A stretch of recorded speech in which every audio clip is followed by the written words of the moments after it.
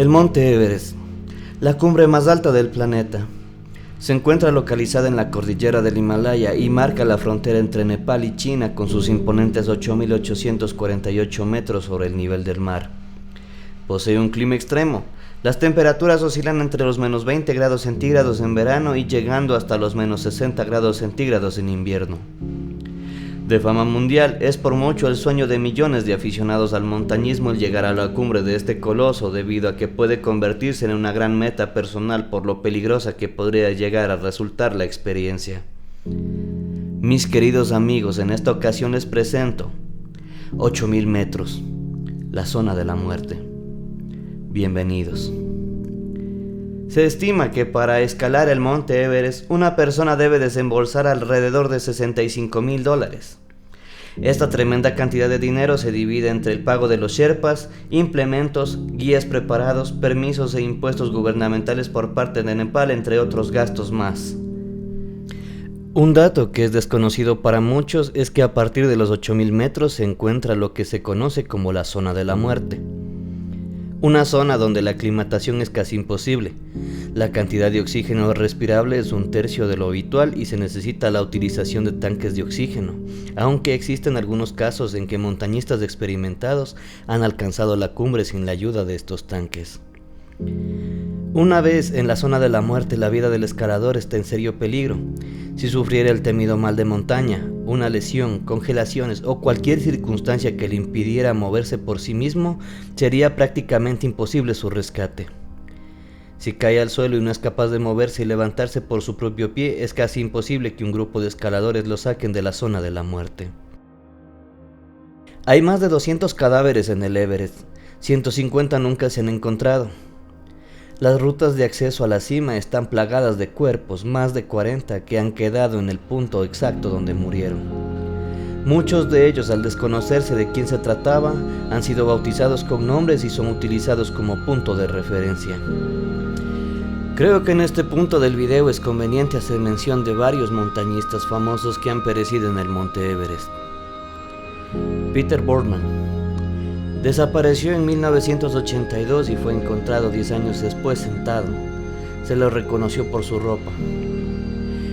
Todos aquellos que tomen la ruta sur se toparán necesariamente con él. 2 nepalíes trataron de rescatar su cuerpo y murieron en el intento. El Saludador, uno de los cadáveres más conocidos y uno de los primeros con el que se encuentran en la ascensión. Apodado así porque el cadáver quedó petrificado con un gesto de saludar con los brazos. Se encuentra allí desde el año 1997. Botas Verdes, otro cuerpo bastante conocido en la ruta sur, apodado así por el vistoso color verde fosforescente de sus botas. Se trataba de Tsewan Paljor, un alguacil indio que murió de frío el 11 de mayo de 1996. Aquel día murieron otras 7 personas. Paljor ascendía junto con sus otros compañeros a 450 metros de la cumbre cuando fueron sorprendidos por una fuerte ventisca. 6 miembros del equipo decidieron regresar, pero Paljor siguió adelante con sus compañeros. Su cuerpo fue encontrado en la llamada Cueva de Roca. Todos los que ascienden por la ruta sur tienen a pasar a su lado a menos de 1 metro de distancia del cadáver. David Sharp. Al lado de Botas Verdes se encuentran los restos de David Sharp, un caso que ha escandalizado e indignado a la comunidad alpinista. El 15 de mayo del 2006 realizaba su tercer ataque a la cumbre. Pagó solo $6.200 por viajar con Asian Trekking hasta el campamento base y desde allí realizó varias acometidas en solitario. Sin oxígeno, sin sherpas, sin guías, sin radio, sin medicamentos o cualquier otro soporte vital, subía con lo que traía puesto. No se sabe si con la intención de batir algún récord. No se sabe si logró hacer cima o no. El caso es que en su descenso, a última hora de la tarde, se vino abajo y se sentó al lado de los restos de Botas Verdes. Estuvo agonizando mientras otros escaladores descendían pasando por su lado sin siquiera detenerse. Incluso decenas de escaladores de una expedición comercial pasaron delante de él sin pararse. A la 1 de la mañana se encontró con una expedición liderada por Mark Inglis, especialista en alta montaña que perdió ambas piernas por congelación en el año 1982 y que ahora se disponía a subir el Everest con unas prótesis metálicas. Sharp todavía mostraba signos de estar vivo e Inglis pidió instrucciones por radio. Su director del campamento base le ordenó continuar el ascenso y prestarle ayuda al descender. Este hecho creó una grandísima polémica por los intereses comerciales que existen en el Everest. Los clientes contratan a un guía y unos sherpas para subir y pagan por conseguir hacer cima. Este es su principal objetivo y no de socorrer a terceras personas, aunque no siempre es así. 9 horas después, el guía Jamie McGuinness y el sherpa Dawa, tras hacer cumbre, trataron de levantar a David Sharp, severamente dañado por las congelaciones. Le proporcionaron oxígeno, pero no surtió efecto, y finalmente se vieron obligados a abandonarlo. Los miembros de la expedición llevaban cámaras en sus cascos donde se recoge en video una breve conversación con Sharp. Mi nombre es David Sharp y estoy con Asian Trekking. Tengo mucho sueño. Francis y Sergei Arsentiev. Francis Arsentiev quería conseguir la cima sin oxígeno y el 22 de mayo de 1998 logró su objetivo junto a su marido Sergei Arsentiev. Antes de partir, pidió permiso a su hijo de 8 años para la aventura. Durante el descenso, la pareja se separó sin darse cuenta en la oscuridad de la noche. Sergei llegó al campamento, pero su mujer no. Al enterarse de esto, cogió varios tanques de oxígeno y volvió a buscarla. La mañana del 23, una expedición encontraba a Francis a unos pocos metros de la cima. Se encontraba semi-inconsciente y con síntomas de congelación. Tras suministrarle oxígeno, intentaron arrastrarla, pero les resultó imposible y se vieron obligados a abandonarla. Llegando al campamento, se cruzaron con Sergei, que subía a rescatarla. Fue la última vez que fue visto con vida. Al día siguiente, 2 escaladores sudafricanos se encontraron con Francis en el mismo lugar donde lo hizo el día anterior la otra expedición. El piolet y la cuerda de Sergei se encontraban cerca, pero no había rastro de él. Los sudafricanos cancelaron de inmediato su ascensión. Katie O'Dowd contó que Francis no dejaba de repetir entre sollozos que no la abandonasen. Tras darle asistencia durante 1 hora, Katie y su equipo se vieron obligados a abandonarla, escuchando sus súplicas mientras se alejaban. Francis murió por congelación. El grupo, que se vio obligado a abandonarla, regresó 8 años después para encontrar su cuerpo y cubrirlo con la bandera de su país. El cuerpo de Sergei fue encontrado 1 año después por la expedición Mallory-Irving. Se precipitó por la ladera a pocos metros de alcanzar a su mujer. Bruce Herrod. Katie O'Dowd, la mujer que encontró a Francis Arsentiev, tuvo una experiencia similar anterior cuando descendía de su primera cumbre. Se encontró con Bruce Herrod, un conocido escalador que ascendía muy lentamente. Al cruzar unas palabras con él, el equipo de Katie se dio cuenta de que no se encontraba bien y que se había hecho tarde para seguir subiendo. Pero Herrod, afectado por la euforia que provoca la hipoxia, no se dejó convencer y continuó con la ascensión.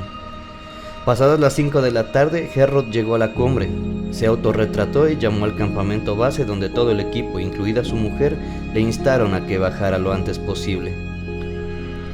2 horas después se perdió su rastro. Posteriormente se recuperó la cámara y la mujer reveló la foto que le costó la vida. Shreya Shah Clorfine. Shreya, alpinista canadiense de 33 años, murió en el año 2012 junto a otras 2 personas. Se cree que los 3 murieron por agotamiento y mal de altura.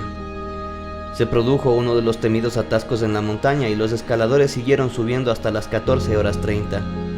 1 hora demasiado tarde, teniendo en cuenta que se recomienda subir antes de las 11 de la mañana. Con el tráfico, los escaladores esperaron demasiado para alcanzar la cumbre y sometieron su cuerpo a la altitud más tiempo del debido. Muchos de ellos llevaban una pequeña cantidad de oxígeno, sin contar con el tiempo de espera, dijo un sherpa. Los sherpas encontraron el cuerpo de la mujer a 8.300 metros de altura.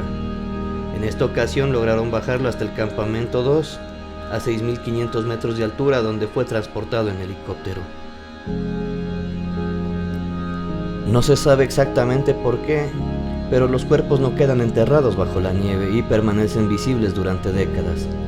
Tal vez sea por las fuertes ventiscas que limpian la nieve que cae sobre ellos antes de cristalizarse, o quizás por los colores de sus ropas que atraen mejor la luz, ofreciendo el suficiente calor como para evitar que la nieve no se cristalice.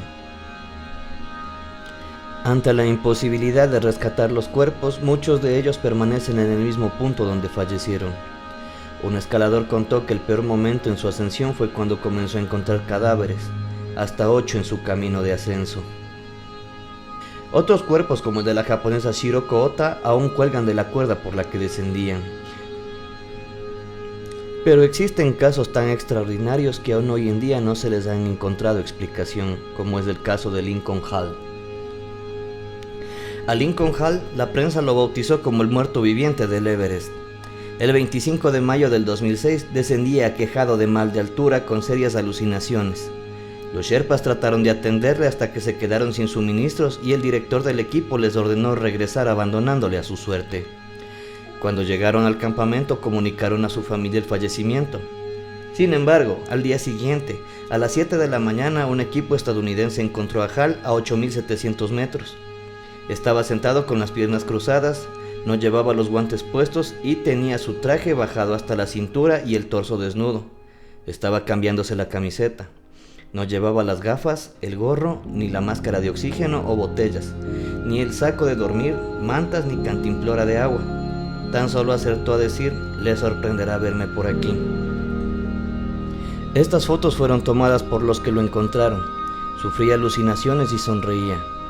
Inmediatamente se iniciaron las labores de rescate, enviando a 12 sherpas que se unieron a los 4 componentes de la expedición. Consiguieron que Lincoln bajase andando hasta el campamento. Sufrió graves congelaciones en los dedos de las manos y pies y un edema cerebral, pero se recuperó. Desde el campamento base, Lincoln pudo llamar a su esposa e hijos que no se lo creían. Todavía hoy es un misterio saber cómo pudo resistir su cuerpo aquella noche a 8.700 metros de altura. No hay que olvidar que 1/3 de los muertos del Everest eran sherpas. Los sherpas viven en las faldas del Everest, lo que explica su incomparable resistencia a la altura. Alrededor del Everest viven algo más de 12.000 sherpas bendecidos por el boom turístico que estalló tras la conquista del techo del mundo en 1953 por Edmund Hillary y el sherpa Tenzin Norgay. Los sherpas trabajan como guías y porteadores y cobran unos $2.500 por hacer cima, toda una fortuna en Nepal. En los últimos años son ellos los que colocan la mayoría de las cuerdas fijas, y ya que visten como los occidentales, botas, buzos de pluma y material de calidad, ya que con lo que cobran ahora se lo pueden permitir. Reconocen que no escalan montañas por el placer que mueve a los occidentales, sino para ganarse la vida y salir de la miseria que hay en su país.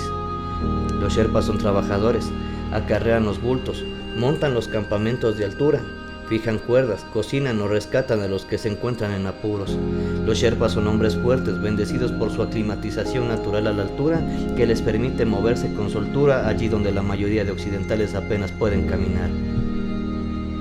La peor y última tragedia en el Everest sucedió el 18 de abril de 2014, cuando una alud acabó con la vida de 16 sherpas, dejando malheridos a otros 6. El mayor accidente sucedido en la historia del Everest hasta la fecha, 5.800 metros, en el conocido campo de palomitas de maíz, llamado así por la forma de los enormes bloques de hielo esparcidos. Cuando las víctimas se encontraban a 150 metros del final de ese peligroso tramo, se produjo una avalancha provocada por un enorme bloque de hielo. En este punto cabe destacar que ha sido uno de los trabajos más difíciles de elaborar debido a la connotación cargada de tristeza que tiene cada historia que aquí les he presentado. Espero que este trabajo quede como un homenaje para todos aquellos que perdieron su vida mientras intentaban cumplir el sueño de coronar la cima del mundo. Descansen en paz. Si el video te gustó, dale like y compártelo con tus amigos. Suscríbete a este canal para que puedas ver más trabajos como este. Me gusta interactuar con todos ustedes. Dale me gusta a mi página en Facebook y sígueme por Twitter para estar en contacto. Toda sugerencia positiva es muy bien recibida. Soy André Luis y te deseo un excelente día.